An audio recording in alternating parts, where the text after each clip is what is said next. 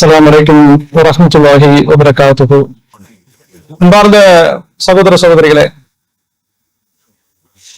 அல்லாஹ் ரப்பல் ஆலமீன் இந்த உலகத்துல நமக்கு கொடுத்திருக்கக்கூடிய வாழ்க்கை என்பது மிகச்சிறிய ஒரு காலம்தான். இந்த ஒரு காலத்தில், ஒரு குறிப்பிட்ட காலத்தில் அல்லாஹ் ரப்பல் ஆலமீன் நமக்கு வாழ்க்கையை தந்திருக்கும் பொழுது, இந்த உலகத்துல வாழக்கூடிய மனிதர்கள் காலம் எவ்வளவு சிறியதாக இருந்தாலும் சரி, எல்லோருக்குமே இந்த உலகத்துல நிச்சயமா இலக்கு என்பது ஒன்று இருக்கத்தான் செய்யும். யாராக இருந்தாலும் சரி, இந்த உலகத்துல அவர்கள் ஏதேனும் ஒன்றை அடைவதற்காக, அது அவங்களுடைய படிப்பு சம்பந்தப்பட்டதாக இருக்கலாம். நான் இப்படி படிக்கணும், இந்த துறையில படிக்கணும், நான் இந்த சமூகத்துல ஒரு பெரிய அந்தஸ்துல வரணும், ஒரு பெரிய பதவி அடையணும், நல்ல வசதியான வாழ்க்கை வாழணும், இப்படின்னு மனிதர்களுக்குள்ள எத்தனையோ ஆசைகள் இருக்கும், எத்தனையோ விதமான எதிர்பார்ப்புகள் இருக்கும்.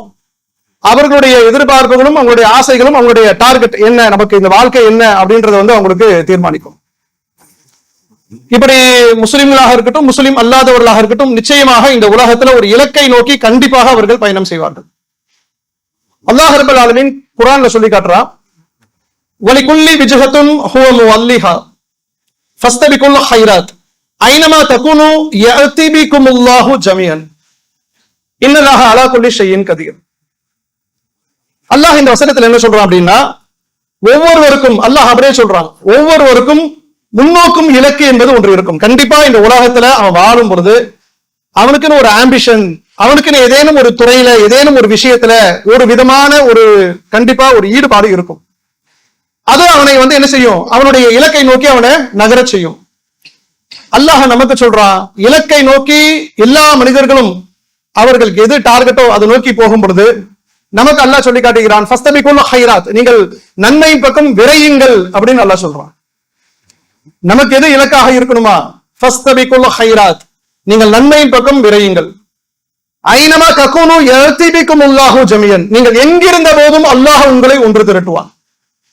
நீங்க எங்க வேணாலும் வாழலாம், நீங்க எங்க வேணாலும் மரணிக்கலாம், உங்களுடைய மரணம் எப்படிப்பட்ட மரணமாகவும் இருக்கலாம், எந்த நிலையில் இருந்தாலும் அல்லாஹ் ரப்பல் ஆலமீன் சொல்றான், எல்லாரையும் நாம ஒரு நாளைக்கு ஒன்று திரட்டுவோம். இன்னல்லாஹ அலா குல்லி ஷைஇன் கதீர், அல்லாஹ் எல்லா பொருட்களின் மீதும், அவன் படைத்திருக்கக்கூடிய அனைத்து பொருட்களின் மீதும் அல்லாஹ் ரப்பல் ஆலமீன் ஆற்றல் உடையவனாக இருக்கிறான். அப்ப இந்த வசனம் நமக்கு சொல்றது என்ன அப்படின்னு கேட்டா, நீங்கள் நன்மையின் பக்கம் வேகமாக போங்க.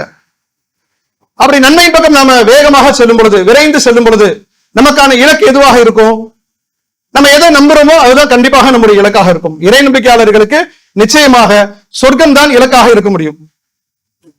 நம்ம வேகமாக நன்மையின் பக்கம் விரைகிற பொழுது அது எங்க நம்மை கொண்டு போய் சேர்ப்பிக்கும் அப்படின்னு கேட்டா, நிச்சயமாக அது சொர்க்கத்தில் கொண்டு போய் சேர்ப்பிக்கும். குர்ஆனில் அல்லாஹ் ஏராளமான வசனங்களை நமக்கு இது அல்லாஹ் திரும்ப திரும்ப சொல்றான். ஒண்ணு அல்லாஹ் நம்பிக்கையை பத்தி பேசுவான், நீங்கள் நம்பிக்கை கொள்ளுங்கள். அடுத்து அல்லாஹ் என்ன சொல்லுவான், நீங்கள் நல்ல அமல்களை செய்யுங்கள் அல்லாஹ் சொல்லுவான். இந்த இரண்டையும் நீங்க குர்ஆன்ல ஏராளமான இடத்துல பார்க்கலாம். இன்னல்லதீன ஆமனு வ அமிலுஸ் ஸாலிஹாத் லஹும் ஜன்னாத்துன் தஜ்ரி மின் தஹ்திஹல் அன்ஹார் ஸாலிகல் ஃபௌஸுல் கபீர். அல்லாஹ் சொல்றான், நம்பிக்கை கொண்டு நல் அமல்கள் செய்யக்கூடியவர்கள் இவர்கள் அல்லாஹ் எங்க குடியமர்த்துவா, அல்லாஹ் அவர்கள் சொர்க்கத்திற்குரியவர்கள், அவர்கள் சொர்க்கத்திலே இருப்பார்கள், அதனுடைய கீழ்ப்பகுதிகளில் ஆறுகள் ஓடிக்கொண்டிருக்கும், இதுதான் மகத்தான வெற்றி என்று அல்லாஹ் சொல்லி காட்டுகிறான். இப்படி குர்ஆனில் ஏராளமான இடங்கள்ல அல்லாஹ் நமக்கு திரும்ப திரும்ப சொல்றது என்ன அப்படின்னு கேட்டா, நீங்கள் சொர்க்கத்திற்கு செல்ல வேண்டும் என்று சொன்னால் இரண்டு விஷயங்கள் அல்லாஹ் திரும்ப திரும்ப சொல்லுவான். நீங்கள் நம்பிக்கை கொள்ள வேண்டும், நல்ல அமல்கள் செய்ய வேண்டும். நல்ல அமல்களை செய்வதை அல்லாஹ் அதிகமாக நமக்கு சொல்லுவான். நல்ல அமல்கள் செய்வது எங்க போவோம், நம்மளை கொண்டு போய் சொர்க்கத்துல சேர்ப்பிக்கும். அப்ப அல்லாஹ் முதல் வசனத்துல நமக்கு இலக்கை பத்தி பேசுறான். அந்த இலக்கை பத்தி சொல்லிட்டு அல்லாஹ் நமக்கு சொல்றது, நீங்கள் வேகமாக விரைங்கள் அப்படின்னு சொல்றான். வேகமாக விரைவது என்பது எங்க நம்மை கொண்டு போய் சேர்ப்பிக்கும் என்றால், கண்டிப்பாக நாளை மறுமை நாளில் நம்ம எதை நம்பிக்கொண்டிருக்கிறோமோ, இந்த வாழ்க்கைக்கு பிறகு எந்த வாழ்க்கையை நம்ம உறுதியாக நம்புறோமோ அந்த வாழ்க்கையில அல்லாஹ் ரப்பல் ஆலமீன் நிம்மதியான சொர்க்கத்தில் நம்மை கொண்டு போய் சேர்ப்பிப்பான். இதுதான் அடிப்படையான விஷயம். அந்த வசனத்தில் அல்லாஹ் நமக்கென்று நிர்ணயம் செய்திருக்கக்கூடிய இலக்கு என்பது அதுதான். இப்ப இதுதான் இலக்கு என்பது நமக்கு தெரியுமா தெரியாதா, முஸ்லிம்களாக இருக்கக்கூடிய நம்மவர்களுக்கு தெரியுமா தெரியாதா? இது கண்டிப்பாக புது செய்தி கிடையாது. குர்ஆனோடு தொடர்புடையவர்களுக்கு மட்டும் தெரிந்த செய்தி அப்படின்னு சொல்ல முடியாது. முஸ்லிம்களாக இருக்கக்கூடிய யாராக இருந்தாலும் சரி, எல்லோருக்குமே தெரியும், இந்த உலகத்துல நமக்கு என்று ஒரு மார்க்கம் இருக்கிறது. நாம அந்த மார்க்கத்தை தழுவி இருக்கிறோம். நம்ம அல்லாஹை நம்பக்கூடிய மக்களாக இருக்கிறோம், மறுமை நாளை நம்பக்கூடிய மக்களாக இருக்கிறோம். அப்படி என்றால் நமக்கென்ற வாழ்க்கை முறை என்பது தனிதான். அந்த வாழ்க்கை முறையில தான் நம்முடைய வாழ்க்கை அமைந்திருக்க வேண்டும். இது நமக்கு எல்லோருக்கும் தெரிந்த விஷயமாக இருந்தாலும் இதை இந்த உலகத்துல நம்மால இலகுவாக கடைபிடிக்க முடியுதா? இதான் டார்கெட். மௌத்துக்கு பிறகு மௌத்து என்பது நிச்சயம், அதுல யாருக்குமே டவுட் இல்லை, அதுல எந்த சந்தேகமும் வேண்டாம். அது ரொம்ப தெளிவான விஷயம். உலகத்தில் இருக்கிற எந்த கொள்கை உடையவர்களாக இருந்தாலும் சரி, அது ஆன்மீக நம்பிக்கையாக இருக்கட்டும், அறிவியல் நம்பிக்கையாக இருக்கட்டும், எந்த நம்பிக்கை உள்ளவர்களாக இருந்தாலும் சரி, டபுள் ஒப்பீனியன், ரெண்டு கருத்து இல்லாமல் ஒத்துக்கொண்ட ஒரு விஷயம் எது அப்படின்னு கேட்டா மரணம். கடவுள் இருக்கான்னு கேட்டா ஒருத்தன் இருக்குன்னு சொல்லுவோம், மத்தவன் இல்லைன்னு சொல்லுவான். விதியை பத்தி கேட்டா விதி இருக்குன்னு சொல்லுவோம், விதி இல்லைன்னு மறுப்பான். நீங்க எதை பத்தி கேட்டாலும் சரி, கண்டிப்பா ரெண்டுக்கு மேற்பட்ட ஒப்பீனியன் இருக்கும். ஒப்பீனியனே இல்லாமல் ஒத்துக்கொண்ட ஒரு விஷயம் எதுன்னு கேட்டா மரணம். சோ நமக்கு அதுல டவுட்டே கிடையாது. ஏன்? அதை உறுதியாக நம்பக்கூடிய நம்ம ஒரு சமுதாயம். அப்படி இருக்கக்கூடிய நேரத்துல இங்க அந்த ஸ்டேஜை நம்ம அடைஞ்சிட்டோம், நாம இந்த உலகத்துல நமக்குள்ள வாய்ப்பை இழந்துட்டோம். அப்படி என்றால் கண்டிப்பாக அதற்கு அடுத்த வாழ்க்கைக்கு நம்ம போயிடும். பௌத்த என்பது, மரணம் என்பது வேறு வேறு சமூகங்களுக்கு எப்படி வேண்டுமானாலும் இருக்கலாம். முஸ்லிம்களாக இருக்கக்கூடிய நம்மவர்களுக்கு உறுதியாக சொல்லப்படுகின்ற செய்தி என்ன அப்படின்னு கேட்டா, அது ஒரு முதல் ஸ்டேஜ், அது ஒரு முதல் படித்தரம். நீங்க ஸ்கூல் ஸ்டடிஸை முடிச்சுட்டு நீங்க காலேஜுக்குள்ள போறீங்க அப்படின்னா அதுக்கு அடுத்து அதுதான் போகும். பிளஸ் டூ முடிச்சவன் எங்க போவான்? ஒன்னு டிப்ளமா போவான், இல்லாட்டி காலேஜுக்கு போவான். இங்க முடிச்சுட்டா அவன் அடுத்த ஸ்டேஜ் அதுதான். நமக்கு ஏபிசிடி பாடம் தெரியுமா? மவுத்துக்கு பிறகு நம்முடைய ஸ்டேஜ் என்ன அப்படின்னு கேட்டா, கொண்டு போய் நம்ம எங்க வைக்கிறோமோ வச்சுட்டு நம்ம எல்லாரும் வந்துட்ட பிறகு வைக்கப்பட்டவருக்கு ஒரு வாழ்க்கை அப்பொழுதுதான் தொடங்குகிறது. நமக்கு வச்சுட்டு வந்தவங்களுக்கு நமக்கு இதன் பிறகு மரணத்தை நாம் தழுவுகிற பொழுது அதற்கு பிறகு அந்த ஸ்டேஜுக்கு நம்ம போவோம். இதுல நம்மவர்களுக்கு யாருக்குமே எந்த சந்தேகமும் கிடையாது. ஆனாலும் கூட நம்மால் அல்லாஹ் எதை நமக்கு இலக்கென்று சொல்லி நீங்கள் நன்மையின் பக்கம் விரையுங்கள் என்று சொன்னானோ அந்த பக்கம் நம்மால விரையவே முடியல. மனசாட்சியோட சொல்லுங்க, கடமையான வணக்கத்தை நம்மால ஒழுங்கா செலுத்த முடியுதா? கடமையான வணக்கம் 5 நேர தொழுகை, 5 நேர தொழுகை. அதிகபட்சம் செலவு பண்ணா அல்லாஹ் நமக்கு கொடுத்திருக்கக்கூடிய 24 மணி நேரத்துல வெறும் 1 மணி நேரம் கூட அந்த ஐங்கால தொழுகைக்கு, ஐங்கால தொழுகை இந்த 1 மணி நேரத்துக்குள்ள முடிஞ்சிடும். நம்மளால அந்த நேரத்தை கூட ஒதுக்க முடியல. எதுக்காக? எந்த நோக்கத்திற்கு அல்லாஹ் நம்மை படைத்தேன் என்று சொல்றானோ அந்த நோக்கத்தினுடைய மிக முக்கியமான அம்சம் தொழுகை என்பது. ரசூலுல்லாஹ் எவ்வளவு வெளிப்படையா சொல்றாங்க, யார் தொழுகை விட்டாரோ அவர் காஃபிராகி விட்டாருன்னாங்க. அந்த அளவிற்கு மார்க்கத்தில் நமக்கு வலியுறுத்தி சொல்லப்பட்டிருக்கக்கூடிய, இது இல்லைன்னா நீங்க காஃபிர் என்று சொல்லப்பட்டிருக்கக்கூடிய தொழுகை விஷயத்துல கூட நம்முடைய நிலை எப்படி இருக்கு அப்படின்னு நீங்க பாத்தீங்கன்னு சொன்னா நம்மளால அந்த பக்கம் போக முடியல. முஸ்லிம்கள் அதிகமா தொழக்கூடியவர்கள் அதிகமா, தொழாதவர்கள் அதிகமா கேட்டா கண்டிப்பா நம்ம சொல்ல முடியும், தொழாதவர்கள் தான் அதிகம். கரெக்டா 5 நேரம் தொழுகிறாங்களா? கரெக்டா ஃபஜருக்கு எழுந்திருக்கிறாங்களா? ஃபஜர் தொழுகையை வச்சுட்டு நீங்க ஒப்பிட்டு பாத்தீங்கன்னு சொன்னா முடிஞ்சு போச்சு. சமுதாயத்துல நம்ம கணக்கெடுப்பு நடத்தணும்னா முடிஞ்சது. நம்ம தான் குர்ஆனை பத்தி பேசுவோம், நம்ம தான் அல்லாஹ் ரசூலை பத்தி பேசுவோம், நாம தான் மறுமை வாழ்க்கையை பத்தி பேசுவோம். ஆனா நம்மளுடைய நிலை எப்படி இருக்கு அப்படின்னு கேட்டா, வேகமாக நன்மையின் பக்கம் விரையுங்கள் என்று சொல்லப்பட்ட விஷயத்துல ஃபர்ஸ்ட் ஸ்டெப்பாக இருக்கக்கூடிய தொழுகை. ரசூலுல்லாஹி ஸல்லல்லாஹு அலைஹி வஸல்லம் அவர்கள் நாளை மறுமை நாளில் அதுதான் உங்களுக்கு முதல் விசாரணைன்னு சொன்னாங்க. கொஸ்டின் பேப்பர் லீக் ஆயிடுச்சு. அல்லாஹ் ரப்பல் ஆலமீன் இந்த உலகத்துல நமக்கு வச்சிருக்கக்கூடிய தேர்வுடைய கொஸ்டின் பேப்பரை ரசூலுல்லாஹ் லீக் அவுட் பண்றாங்க. ஃபர்ஸ்ட் கொஸ்டின் இதுதான் அப்படின்றாங்க. கொஞ்சம் யோசனை பண்ணி பாருங்க, நமக்கு இந்த உலகத்துல இப்படியான ஏதேனும் ஒரு விஷயத்துல நம்ம ஒரு அட்டம்ப்ட்ல ஈடுபடுறோம், நம்ம வியாபாரமோ நம்ம படிப்போ எது வேணாலும் இருக்கட்டும், இதுல கவனமா இருந்துக்க, இதுதான் ரொம்ப முக்கியம் அப்படின்னு சொன்னா அதுல எவ்வளவு முக்கியமா இருக்கிறோம், எவ்வளவு கவனமாக இருக்கிறோம். மறுமை சம்பந்தப்பட்ட விஷயத்துல நபிகள் நாயகம் ஸல்லல்லாஹு அலைஹி வஸல்லம் அவர்கள் சொல்லியிருக்கக்கூடிய பிரதான தொழுகையிலே நம்முடைய நிலை இப்படி இருக்கு அப்படின்னு சொன்னா மற்ற விஷயங்களை பத்தி நம்ம சொல்லவே தேவையில்லை. மற்ற விஷயங்கள் என்று சொன்னால் பிற மனிதர்களிடம் எப்படி நடந்து கொள்வது அதை பத்தி கேட்கவே தேவையில்லை. கண்டிப்பா நம்ம அதுல பின்னாடி தான் இருப்போம்.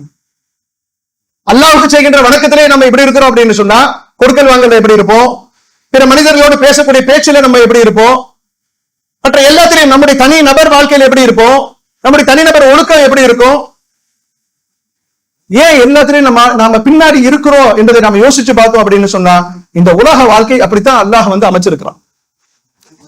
இந்த உலக வாழ்க்கை எப்படி இருக்கு அப்படின்னு கேட்டா இந்த உலகம் ஈர்க்கக்கூடிய விதத்துலதான் இருக்கு.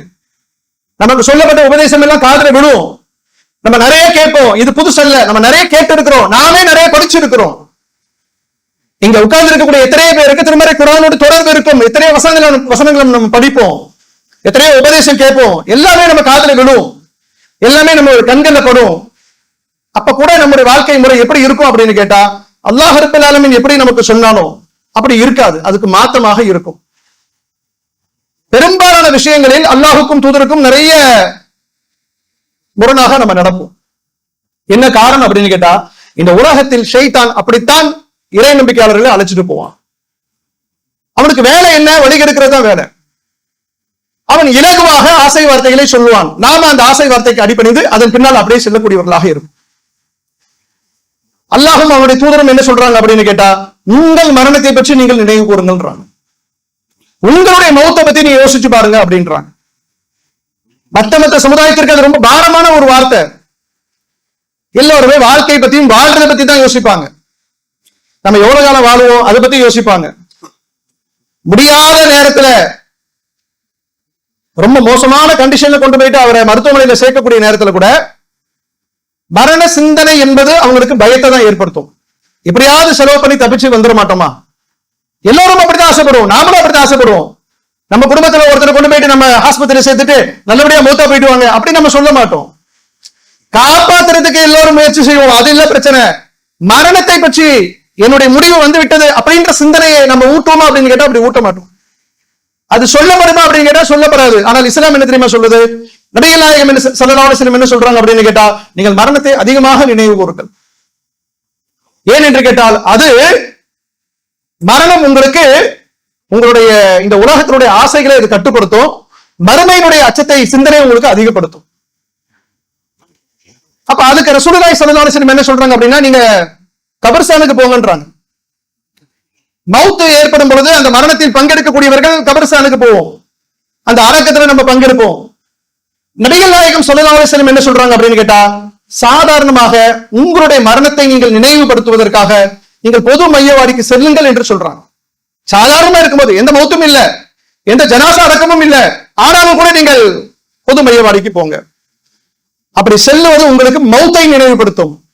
மரணம் இந்த உலகத்தில் தேவையில்லாத ஆசைகளை விட்டு உங்களை தடுக்கும்.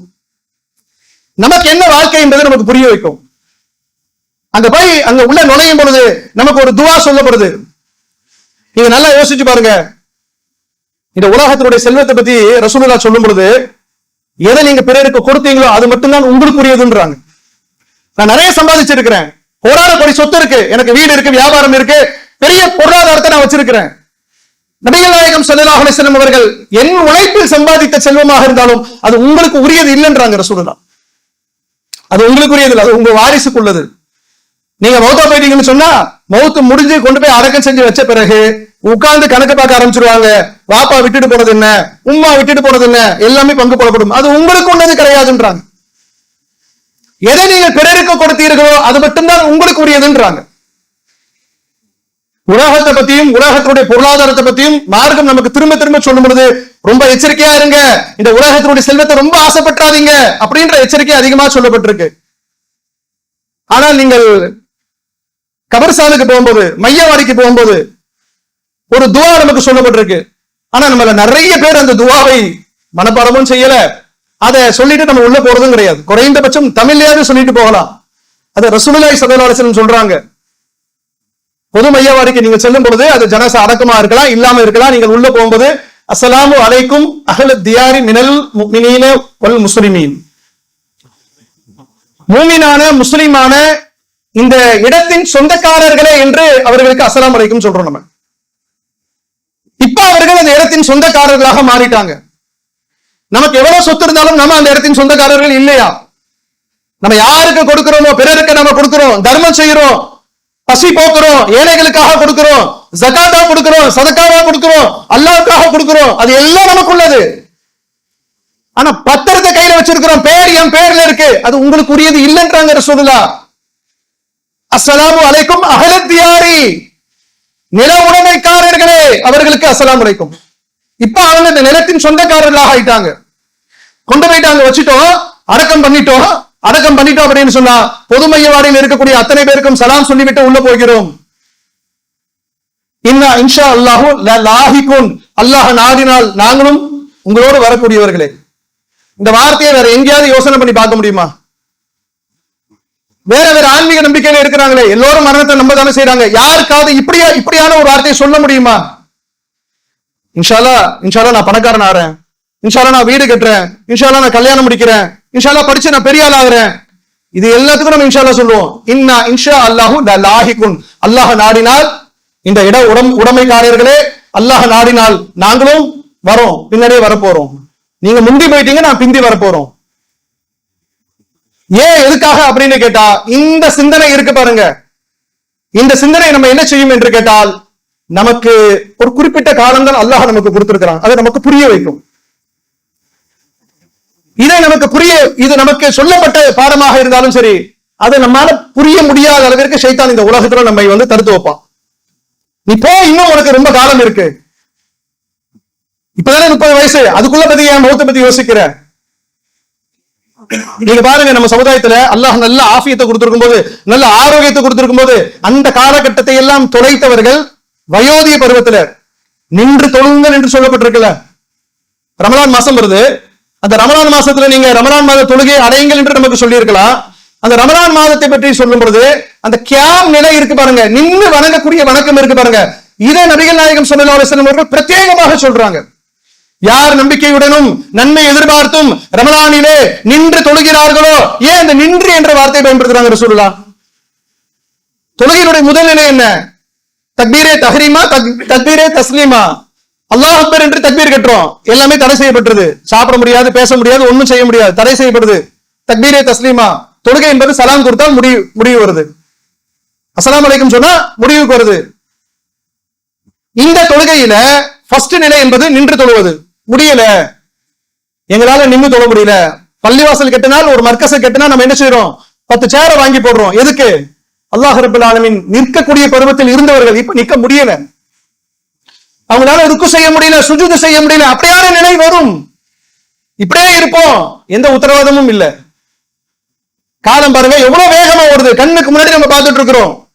இப்பதான் நம்ம எவ்வளவு விஷயங்களை பேசுறோம், இப்பதான் பார்த்த மாதிரி இருக்கு, அதுக்குள்ள பார்த்தா 10 வருஷம் ஆயிடுச்சு. காலம் வேகமாக நம்ம விட்டு செல்லுகிறது. எவ்வளவு வேகமாக நம்முடைய நாட்களும் காலமும் நம்ம விட்டு செல்லுகிறதோ, நம்முடைய வயதும் கூடிக்கொண்டே போகிறது. வயது கூடிக்கொண்டே போகுது. நம்ம அப்படி வெளியில காட்டிக் கொள்ளாவிட்டாலும் சரி, அது உள்ளே நமக்கு புரிய வைக்குது. வேகமா ஏற முடியல, இறங்க முடியல, லிப்ட் இல்லாத மாடியில 5 ஃப்ளோர் ஏறி பாருங்க, பவர் கட் ஆயிடுச்சு, ஷட் டவுன் ஆயிடுச்சு, ஜென்செட் வேலை செய்யல, ஒரு 10 ஃப்ளோர் ஏறணும், அப்ப தெரியும் நம்முடைய பலவீனம் என்னன்ட்டு. அல்லாஹ் குர்ஆன்ல சொல்லி காட்டுகிறான், வமன் நுஅம்மிர்ஹு நுனக்கிஸு ஃபில் ஹல்கி அஃபலா யர்கினும். நாம் யாருக்கு வாழ்நாளை கொடுத்தோமோ அவர்களை படைப்பில் இறங்கு முகமாக ஆக்குகிறோம். 10ல துடிப்பா இருப்போம், 20ல துடிப்பா இருப்போம், 40ல துடிப்பா இருப்போம். 40 ஆகுச்சுன்னா அப்படியே பலவீனங்கள் வந்துகிட்டே இருக்கும். ஒவ்வொரு பலவீனமாக வரும், ஒவ்வொன்றுக்கும் மாத்திரை எடுக்க வேண்டியது வரும். பலவீனம் வருகிறது என்று சொன்னால் நம்முடைய காலம் அப்படியே பின்னோக்கி போகிறது என்று அர்த்தம். அப்ப எல்லா தளர்வும் வரும். கடைசியில நம்ம சென்றடையக்கூடிய இடம் எதுவாக இருக்கும் அப்படின்னு கேட்டா, நிச்சயமாக நிர்ணயம் செய்யப்பட்டிருக்கக்கூடிய மரணத்தை கண்டிப்பாக நம்ம தழுவோம். அல்லாஹும் தூதரும் சொல்வது என்ன அப்படின்னு கேட்டா, அந்த நாள் எப்பொழுது என்பது உங்களுக்கு தெரியாது, எப்ப அது நமக்கு தெரியாது. கொஞ்சம் யோசனை செஞ்சு பாருங்க. அல்லாஹ் ரப்பல் ஆலமீன் கருவறையில், தாயின் கருவறையில் இருக்கும் பொழுது வாழ்நாள் எவ்வளவு என்று எழுதப்படுகிறது, நம்முடைய ரிஸ்க் என்ன என்பது எழுதப்படுகிறது என்று சொல்லப்பட்டிருக்கு. எவ்வளவு நாள் வாழ்நாள் என்று எழுதப்படுது, அது நமக்கு அல்லாஹ் வெளிப்படுத்தி இருந்தா, 2025 மௌத்து என்பது தெரிந்த ஒருத்தராக இருந்தால் அவர் தன்னுடைய வாழ்க்கையை எப்படி அமைச்சிருப்பார்? பாவம் செய்வாரா? தடுக்கப்பட்ட ஒரு காரியத்துல போவாரா? வட்டியின் பக்கம் போவாரா? என்ன மார்க்கத்துல தடை செய்யப்பட்டிருக்கோ அக்காரியத்துல ஈடுபடுவாரா? இன்னும் 10 நாள் இருக்கு, இன்னும் 5 நாள் இருக்கு, ஸ்கூல் லீவ் முடிய போகுது, காலேஜ் லீவ் முடிய போகுது, ரியோபன் ஆக போகுது, அப்படின்ற மாதிரி நிலையிலும் அல்லாஹ் நமக்கு வாழ்க்கையை கொடுத்திருந்தா எவனாவது வாழ முடியுமா? அல்லாஹ் அதை மறைச்சு வச்சிருக்கிறான். எவ்வளவு பெரிய ஹைர் பாருங்க, எவ்வளவு பெரிய ஹைர் இருக்கு பாருங்க. சரி, நம்ம இப்ப திருத்திக்கலாம், இப்ப மாத்திக்கலாம், அல்லாஹ் மன்னிப்பான், அல்லாஹ் ஏத்துப்பான், அவன்கிட்ட தௌபா செய்தோம் என்று சொன்னால் தௌபாவை ஏற்றுக்கொள்ளக்கூடியவனாக இருக்கிறான், எல்லா வாய்ப்பையும் கொடுத்திருக்கிறான். நமக்கு பின்னாடி இருக்கக்கூடிய மரணம் நமக்கு மறைக்கப்பட்டிருக்கிறது, அவ்வளவுதான். எங்களோட வந்தாரு, காலையில சுபு தொழுகையில பார்த்தோம், திடீர்னு மவுத்து செய்தி வருது. எவ்வளவு கேள்விப்படுறோம். மவுத் என்பது ஒரு வயோதியத்துலதான் வருமா? அப்படி கிடையாது. ஒரு போன மாசத்துல 2 மாசத்துல பார்த்தா பிளைட் போய் விழுந்து விழுந்து விழுந்து அடுத்தடுத்த மவுத்து.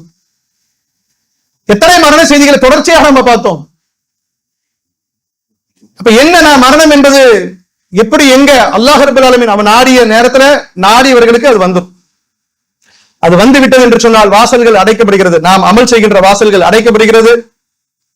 அப்ப அந்த நிலையை அடைவதற்கு முன்பாக நமக்கு அல்லாஹ் கொடுத்திருக்கக்கூடிய இந்த காலத்தை நம்ம சரியான முறையில பயன்படுத்தணும். இந்த உலகம் நம்மை அப்படியே அடிச்சுட்டு போகும். இந்த உலக வாழ்க்கை எப்படிப்பட்டது அப்படின்னு கேட்டா, எந்த பக்கம் திரும்பாது அப்படின்னு சொல்லிட்டு கடிவாளம் போட்ட குதிரை எப்படியோ அப்படி ஒரு பக்கம் நம்மளை அப்படியே இந்த உலகத்தினுடைய இன்பத்தில் அப்படியே இழுத்துட்டு போகும். ஏன்னா இந்த உலக வாழ்க்கைக்கு அப்படியான ஒரு வசீகரம் இருக்கு. அல் மாலு வல் பனூன ஸீனத்துல் ஹயாத்தி துன்யா, அல்லாஹ் சொல்லி காட்டுறான். இந்த உலகத்துடைய காசு பணம் இருக்கு பாருங்க, பிள்ளைகள் இருக்காங்க பாருங்க, ஸீனத்துல் ஹயாத்தி துன்யா, இந்த உலகத்தினுடைய அலங்காரம் என்று அல்லாஹ் சொல்லி காட்டுகிறான். உலகத்தின் அலங்காரம் ஷைத்தான் என்ன பண்ணும் அப்படின்னு கேட்டா அப்படியே போ. ஆனா அல்லாஹ் என்ன சொல்றான் அப்படின்னு கேட்டா, ஃபஸ்தபிகுல் ஹைராத், நீங்கள் நன்மையின் பக்கம் செல்லுங்கள். உங்களை பாருங்க, உங்களுடைய நிலையை நினைச்சு பாருங்க. உங்களுடைய மரணம் ஒரு முடிவு இந்த உலகத்தில் இருக்கிறது என்பதை சிந்தித்து பார்த்து நன்மையின் பக்கம் நீங்கள் போங்கன்னு சொல்லல.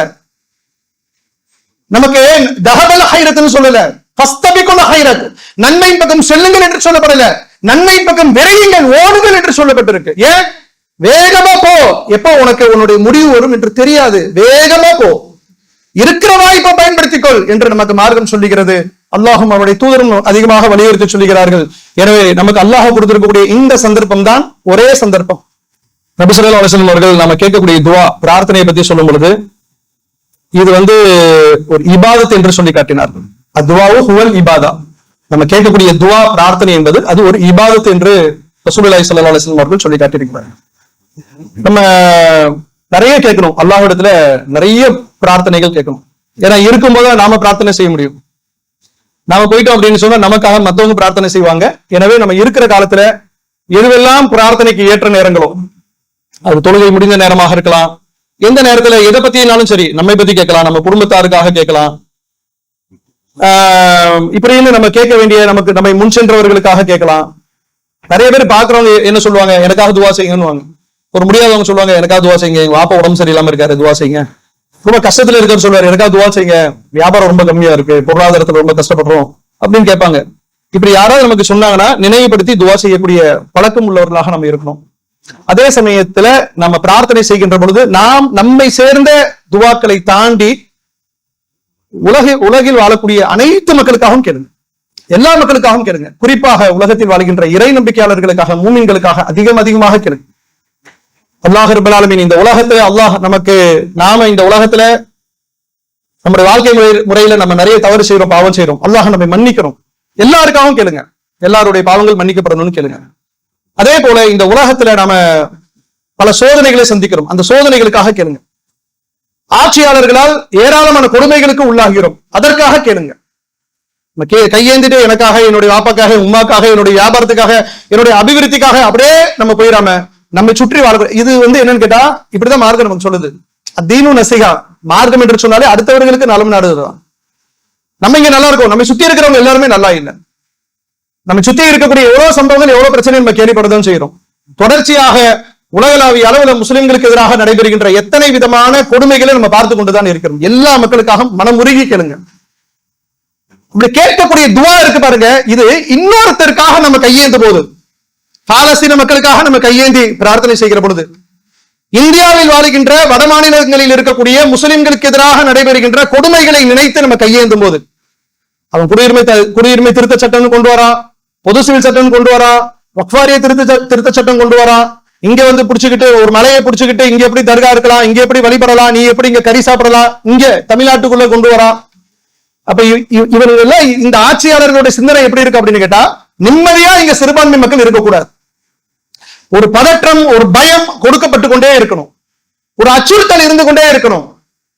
இந்தியாவில நம்ம பல மாநிலங்களை சாதிச்சுட்டோம், ஆனால் இன்னும் சில மாநிலங்களை நம்மளால சாதிக்க முடியல. இது அவனுடைய இலக்கு.